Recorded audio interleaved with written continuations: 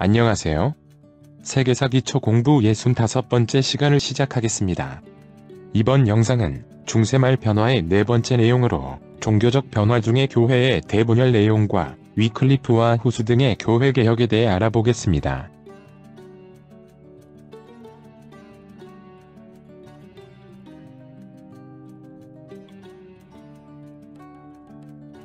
(1377년에) 교황 그레고리우스 11세가 로마로 귀환했지만 1378년에서 1417년까지 약 40년간은 교황이 여러 명 생겨나게 되는데 이를 교회의 대분열이라 합니다.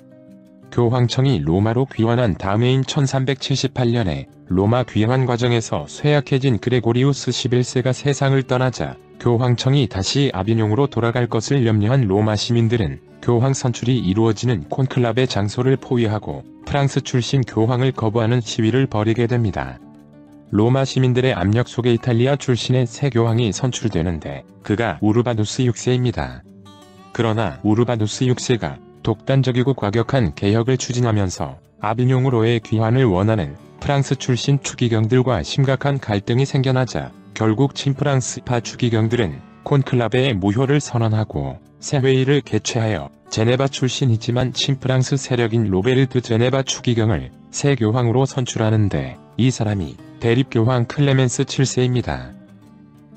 클레멘스 7세는 무력을 동원하여 우르바누스 6세를 로마에서 축출하려다가 실패하자 친프랑스 추기경들을 이끌고 이전의 아비뇽 지역으로 다시 옮겨가 교황청 기구를 새로 조직하면서 교황이 2명 생겨나는 서방교회의 대분열이 시작되게 됩니다.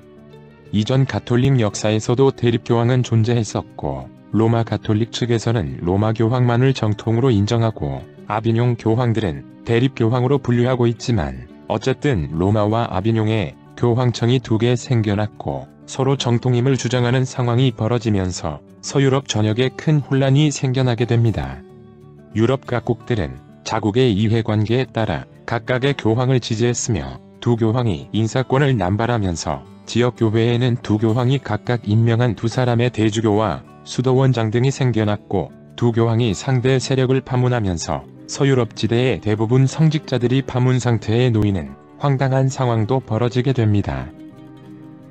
이후 로마 교황인 우르바누스 6세가 사망하자 아비뇽의 클레멘스 7세는 로마 측 추기경들에게 자신을 우르바누스 6세의 후계자로 인정해 줄 것을 제안했지만 로마의 추기경들은 이 제안을 거부하고 보니파키우스 9세를 선출하면서 교회의 대분열은 계속 이어지게 되었고 아비뇽에서도 클레멘스 7세의 뒤를 이어 베네딕트 13세를 선출하게 됩니다. 게다가 더 황당한 상황이 벌어지는데 두 교황의 대립에 따른 교회 혼란이 극심해지면서 교회 통합의 필요성이 커져가자 양측의 추기경들이 모여 1409년 3월 25일에 피사공의회를 개최하게 됩니다. 결국 교회 분열의 책임을 물어 로마의 그레고리우스 12세와 아비뇽의 베네딕트 13세 두 교황을 모두 폐위하고 그리스 출신의 알렉산드로 5세를 새로운 교황으로 선출했지만 교황 추종 세력들 간의 알력이나 정치적 문제가 얽혀 있어서 교회 통합은 쉽지 않았고 로마 교황과 아비뇽 교황 모두가 이 피사공의회의 결정을 거부하게 됩니다. 결국 피사공의회는 교황을 3명으로 만드는 결과만 초래하면서 교회의 대분열은 심화되고 교회의 권위는 더 추락하게 되자 교회 개혁의 움직임도 더욱 커져가는 분위기 속에 교회 대분열을 종식시키는 계기가 드디어 마련되는데 그것이 바로 콘스탄츠 공의회입니다. 알렉산드르 5세의 뒤를 이어 피사 교황이 된 사람이 요한 23세인데 요한 23세에 의해 소집된 콘스탄츠 공의회는 1414년부터 1418년까지 열린 중세 최대의 종교회의입니다. 남독일 콘스탄츠에서 개최된 이 회의에는 각국의 군주나 추기경 등의 성직자와 신학자들뿐만 아니라 교회 대분열의 종식을 기원하는 수많은 사람들이 참여하면서 약 10만 명이 콘스탄츠에 몰려들 정도로 그 위상이 커지게 되는데 일단 이 콘스탄츠 공의회의 첫 번째 핵심 내용은 40년간 이어져온 교회 대분열을 종식시킨다는 것입니다. 즉 로마와 아비뇽 그리고 피사 공의회에서 선출된 교황까지 세 사람 모두의 폐위를 결정하고 아울러 공의회의 권력이 교황권보다 더 우위에 있으며 교황도 공의회의 결정에 복종해야 한다는 공의회 지상주의를 표방하게 됩니다.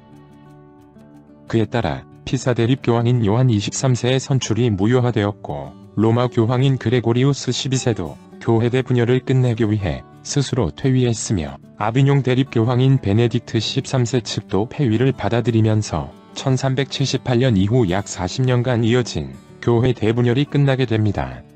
이후 1417년에는 통합된 새 교황으로 명문 콜로나 가문 출신의 마르티누스 5세를 선출하게 되는데 마르티누스 5세는 오랜 종교적 분열과 정치적 대립에 놓여있던 서유럽 내 교황의 위상을 회복하는 데 전력을 다했으며 로마 교황청 내의 질서를 회복하고 황폐화된 성당과 궁전 복구 등 로마 재건에도 힘쓰게 됩니다. 그리고 콘스탄츠 공의회의 두 번째 핵심 내용은 교회 개혁을 주장해오던 위클리프와 후스 등을 이단으로 규정했다는 것입니다. 그에 따라 이미 사망한 위클리프에 대한 부관 첨시 결정과 함께 후스를 화형에 처하면서 교회의 권위를 지키려고 노력하지만 교황권 약화라는 시대의 흐름은 막을 수 없었고 또 가톨릭 교회 개혁의 필요성을 요구하는 움직임도 더욱 커져가게 됩니다.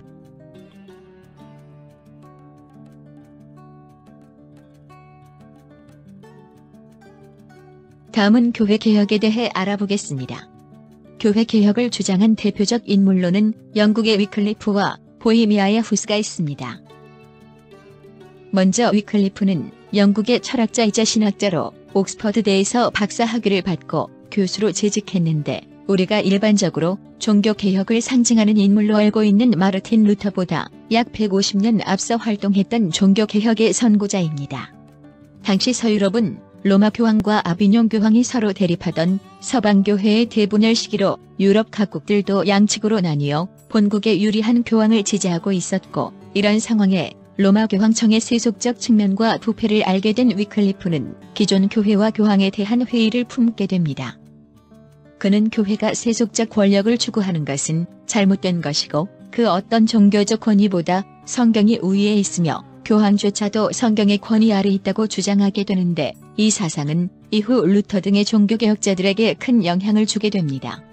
처음에 위클리프의 개혁 주장은 분열된 양쪽 교황청에서 끊임없이 징세 압력을 받고 있던 잉글랜드 통치자들의 지지를 받았고 위클리프는 교회의 대분열 같은 교회 위상 추락과 부패가 생겨난 것은 성경의 가르침에 어긋난 교회 전통 때문이라고 생각하여 모든 사람들이 성경 내용을 알 수 있도록 라틴어로 씌어져서 번역이 금지되고 있던 성경의 영어 번역을 시도하게 됩니다.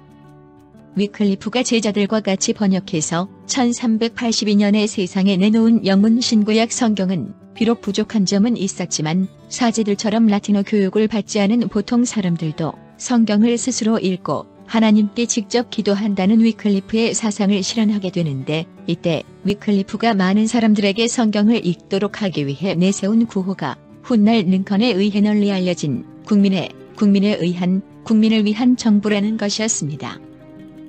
성경 번역과 아울러 위클리프의 핵심 업적 중 하나로 평가받는 것이 롤라드 파를 탄생시킨 것입니다. 위클리프는 순회 설교자들을 조직하여 자신의 혁신 사상을 널리 알리게 되는데 위클리프의 가르침을 따르는 추종자들을 롤라드파라고 합니다. 중하층 계급이 대다수였다는 롤라드파들은 민중들에게 성경 내용을 해석해주는 전도를 하러 다니다가 교회와 성직자들의 부패를 공격하게 되면서 점점 정치적 탄압도 받게 됩니다. 또한 위클리프는 가톨릭의 성체 성사에 대한 교리로 1215년 라테란 공의회에서 공식 확정된 화채설을 부정하게 되는데 빵과 포도주는 4살이고 피라는 예수의 말에서 알 수 있는 로마 가톨릭의 화채설이 미신과 다르지 않다는 파격적인 주장을 하면서 위클리프를 인정하고 있던 위정자들과 신학자들까지 등을 돌리게 됩니다.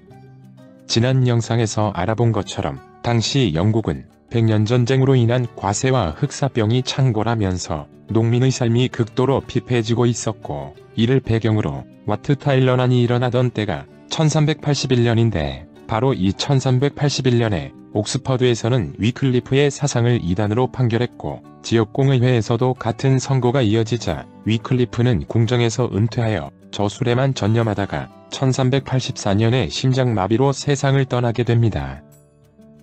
위클리프가 세상을 떠난 뒤에도 힘든 삶에 찌들리던 농민들을 대상으로 하는 가난한 사제들의 롤라드 부흥운동은 계속되지만 그 그가 죽은 후 31년이 지난 1415년에 콘스탄츠 공의회에서는 라틴어 성경을 영어로 번역한 죄를 물어 위클리프를 이단으로 판결하면서 남아있던 그의 저술들을 불태우고 그의 무덤을 파헤칠 것을 결정했고, 이후 통합교황으로 선출된 마르티누스 5세는 그 형을 집행하도록 합니다.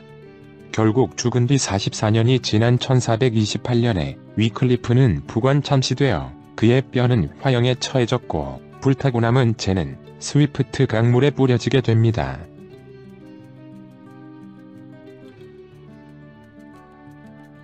위클리프의 뒤를 이은 교회 개혁가로 종교개혁의 아버지라 불리면서 후대 루터와 칼뱅의 종교개혁에 큰 영향을 준 사람이 보헤미아의 후스입니다.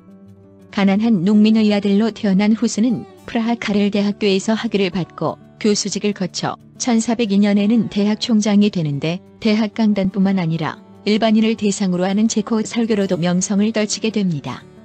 그는 당시 가톨릭 교회의 부패와 문제점을 비판하면서 성경에 절대적 권위를 둔 초기 기독교 정신으로의 복귀를 주장했고, 아울러 체코어로 된 저술과 체코 계량이나 체코 찬송가 보급 등을 통해 당시 독일 지배하에 있던 체코인들의 민족 정신을 일깨우게 됩니다. 그는 수많은 대중 설교와 저술 활동을 통해 부패한 교회의 재산권을 박탈하고 청빈한 교회 만들기를 적극적으로 주장했고, 성경과 함께 영국 위클리프의 저술까지 체코어로 번역하게 됩니다.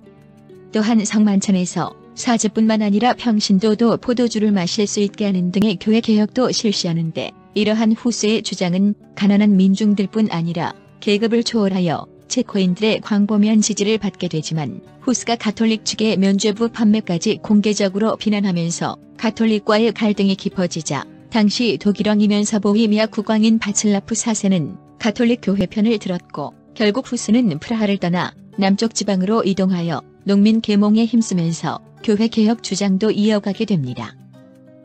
후스의 영향력이 점점 커지자 비사공의회에서 선출된 대립교황 요한 23세는 후스를 파문했고, 1414년 10월 교회대 분열을 해결하기 위해 콘스탄츠 공의회가 열리자 신성 로마 황제인 지기스문트는 후스에게 안전보장을 약속하면서 공의회 참석을 요구하게 됩니다. 후스는 참석하지 말라는 주변의 만류를 뿌리치고 고위 성직자들에게 자신의 주장을 설파하려는 의도로 콘스탄츠 공의회에 참석했다가 체포당하게 됩니다.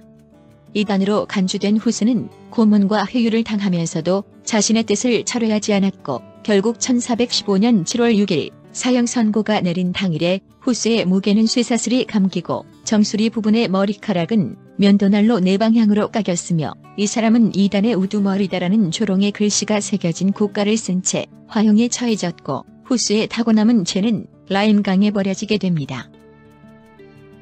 후스는 처형되었지만 교회 개혁과 체코의 민족 정신을 일깨우던 후스의 처형은 체코인들에게 엄청난 분노를 일으켰고 가톨릭에 대한 큰 저항을 불러오게 됩니다. 1415년에 체코 귀족들은 콘스탄츠 공의회 결정을 거부하는 결의문을 발표하고 후스의 가르침을 지키겠다는 선언을 하면서 로마 가톨릭에 도전하였고, 결국 후스 처형을 계기로 로마 가톨릭에 대한 반발과 체코인의 민족 정신이 더 강화되면서 후스를 추종하는 후스파도 늘어나고 후스파와 교황 지지 국가들 간의 후스 전쟁도 일어나게 됩니다.